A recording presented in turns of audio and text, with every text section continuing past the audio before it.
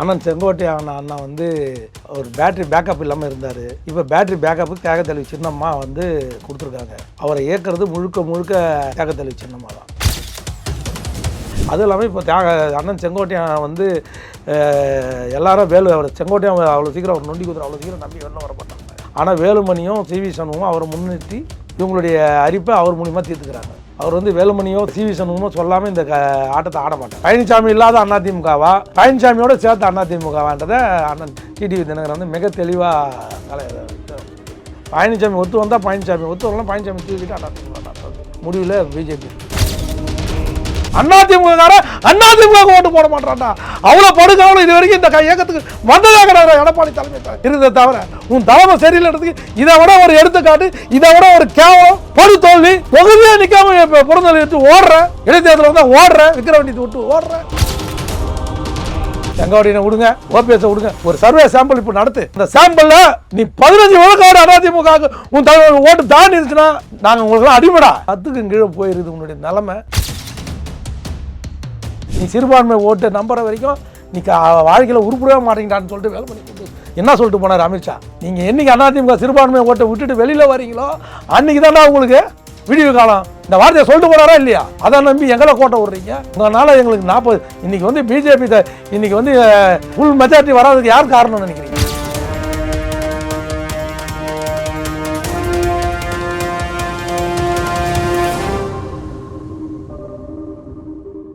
Real one voice நண்பர்கள் நேயர்களுக்கு வணக்கம். பல்வேறு முக்கியமான தகவல்களை நம்முடன் பகிர்ந்து கொள்ள அதிமுகவுடைய முன்னாள் நிர்வாகி ஆவின் வைத்தியநாதன் அவர்கள் நம்முடைய இருக்கிறார். வணக்கம் சார். வணக்கங்க. இப்போ சட்டமன்றம், தமிழக சட்டமன்றம் கூடும்போது அதிமுக மட்டத்தில் ஒரு பெரிய ஒரு போர் அப்படின்னு கூட சொல்லலாம். என்ன அப்படின்னா, இந்த பக்கம் வந்து பார்த்தீங்கன்னா எடப்பாடி பழனிசாமி அவர்கள் சட்டமன்றம் கூடுவதற்கு முந்தைய நிலையில் காலையில் 8:45 மணி அளவில் அதிமுக எம்எல்ஏ கூடிய கூட்டத்தை நடத்திக்கிட்டு இருக்காங்க. ஏற்கனவே கொறடா வேலுமணி அவர்கள் அனௌன்ஸ் பண்ணிட்டாங்க, அதிமுக எம்எல்ஏக்கள் 8:45 மணியில் கூட்டத்துக்கு கலந்துக்கங்கன்னு சொல்லிட்டாங்க. எடப்பாடியார் கூட்டத்தை நடத்திட்டு இருக்காங்க. ஆனால் இந்த எம்எல்ஏக்கள் கூட்டத்தை பொறுத்த வரைக்கும் செங்கோட்டையன் மிஸ்ஸிங். அதாவது அவர் வீட்டிலேருந்து கிளம்பின டைமே 8:45 அப்படின்னு சொல்லப்படுது. அதன் பிறகு வந்து பார்த்தீங்கன்னா இப்போது செங்கோட்டையன் அவர்களை பொறுத்த வரைக்கும் உள்ளே வரும்போது வந்து அப்பாவு அவர்களை சந்தித்து பேசிவிட்டு, அதாவது செங்கோட்டையன் அப்பாவு அவர்களை சந்திப்பதற்கு முந்தைய நிலையில் ஓபிஎஸ் போய் சந்திக்கிறாங்க. அதன் பிறகு சந்தித்து விட்டு தான் சட்டமன்றத்துக்கு வர்றாங்க. அப்போ இந்த செங்கோட்டையன் எடப்பாடி பழனிசாமி, அதாவது எடப்பாடி பழனிசாமிக்கு எதிராக போர்க்கொடி தூக்கக்கூடிய நிகழ்வு ஒரு உச்சகட்டத்தை நெருங்கி விட்டது அப்படின்னு எடுத்துக்கலாமா? இல்லைங்க, நான் ஏற்கனவே நம்ம இதில் சொன்னது தான். அண்ணன் செங்கோட்டையன் அண்ணா வந்து ஒரு பேட்டரி பேக்கப் இல்லாமல் இருந்தார். இப்போ பேட்டரி பேக்கப்புக்கு தியாகத்தலைவி சின்னம்மா வந்து கொடுத்துருக்காங்க. அவரை இயக்கிறது முழுக்க முழுக்க தியாகத்தலைவி சின்னம்மா தான். இல்லை, அதே நேரத்தில் வந்து பார்த்தீங்கன்னா இந்த அதிமுக எடப்பாடியார் அங்கே இருக்கக்கூடிய முன்னணி தலைவர்களை பகைச்சிட்டு வெளியே வந்த ஓபிஎஸ்ஸை பொறுத்த வரைக்கும் அரசியலில் ஜொலிக்க முடியாமல் இருந்துட்டு இருக்காங்க. டிடிவி தினகரன் அவர்கள் கூட பெரிய அளவுக்கு சொல்லக்கூடிய அளவுக்கு இல்லை. இதை தெரிஞ்சுக்கிட்டும் செங்கோட்டையன் அதே வழியில் போறாரா? என்னன்னா இதுக்கு இல்லை, ஒரே ஒரு விஷயம், அவர்கிட்ட எடப்பாடியார்கிட்ட கொள்ளடிச்ச பணம் இருக்குது, பல ஆயிரம் கோடி இருக்குது, பல லட்சம் கோடி இருக்குது. அதனால கட்சி அங்கே இருக்குது, அவ்வளோதான்.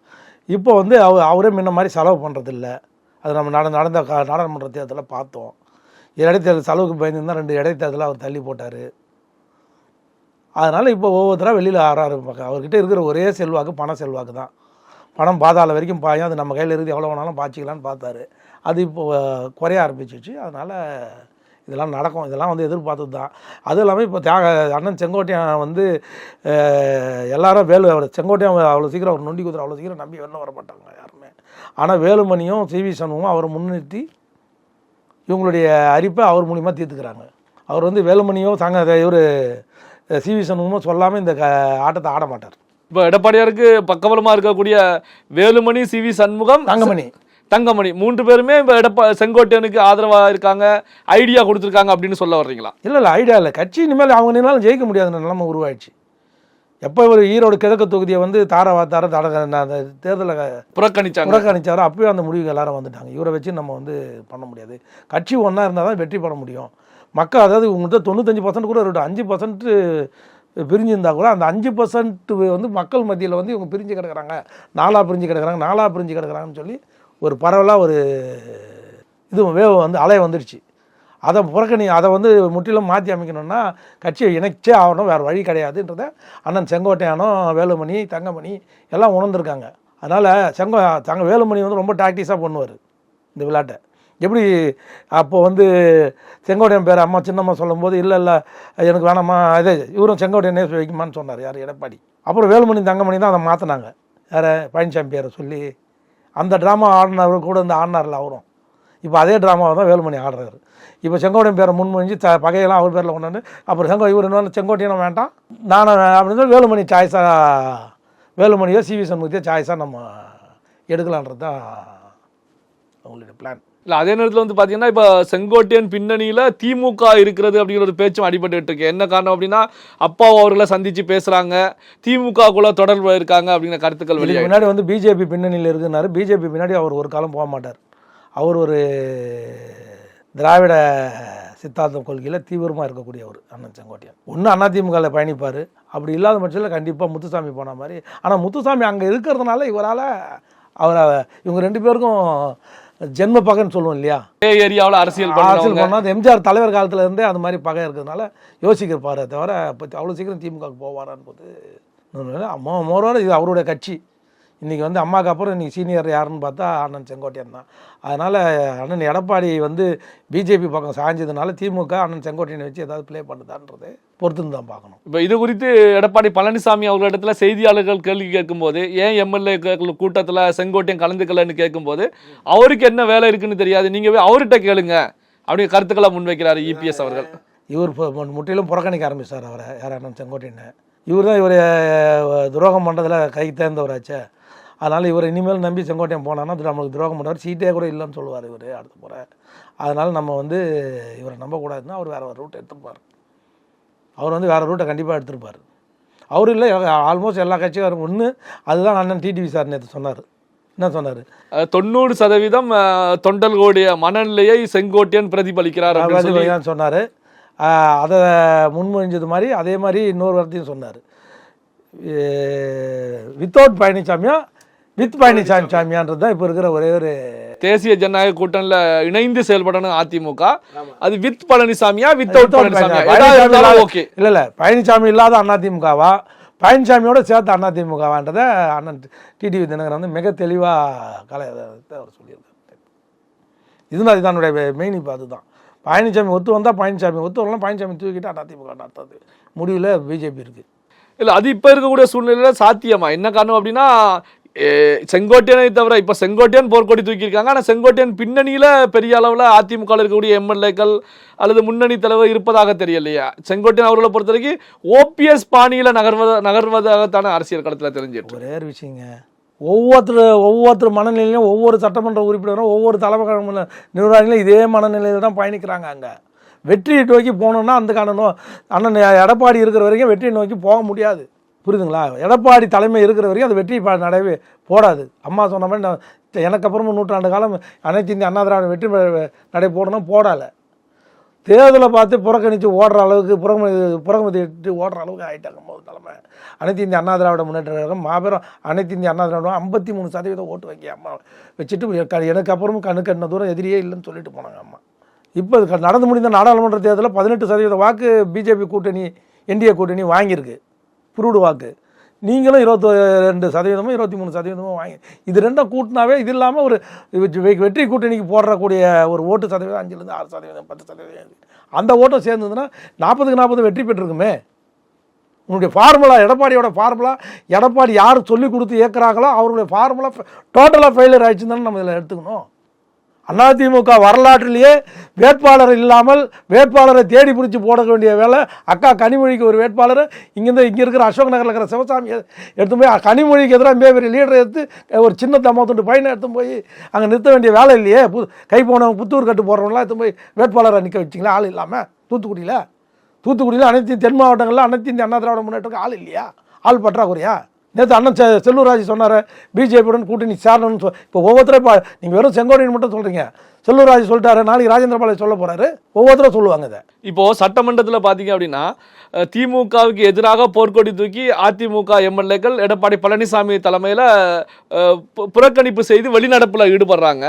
ஆனா அதே நேரத்துல பாத்தீங்கன்னா செங்கோட்டையன் ஓபிஎஸ் பொறுத்த வரைக்கும் உட்கார்ந்தே இருக்காங்க. அதாவது இவங்க எழுந்து நின்று திமுகவுக்கு எதிராக கோஷங்கள் போடும்போது அவங்க 2 பேரும் உட்கார்ந்துருக்காங்க. ஓபிஎஸ் உட்கார்ந்து இருப்பது போலவே செங்கோட்டையனும் உட்கார்ந்துருக்காங்க.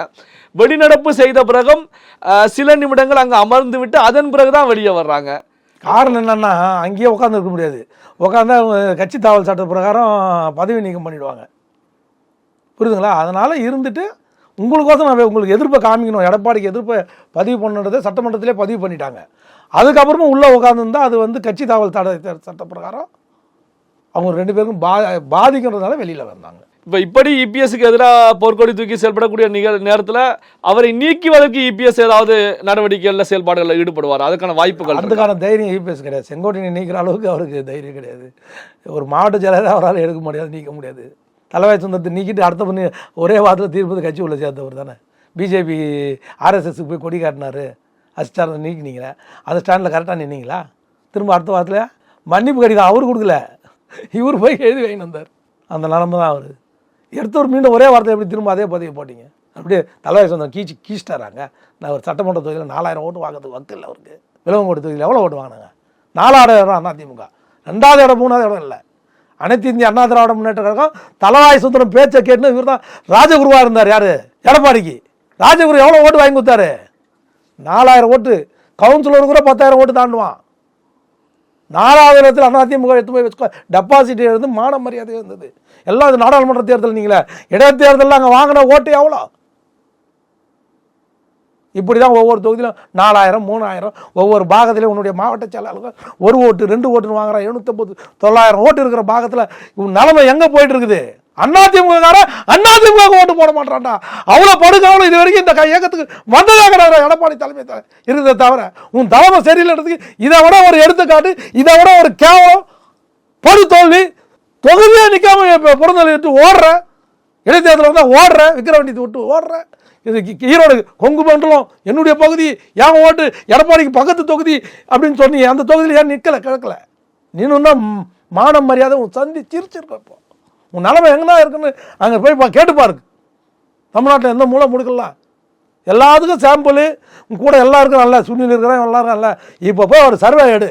அந்த சர்வேல அதிமுக நிலைமை எவ்வளோ படுக்காலமா உன் தலைமைக்கு மக்கள் ஓட்டு போடுவாங்களான்னு ஒரு சர்வே சாம்பிள் எடுத்து போடுறா.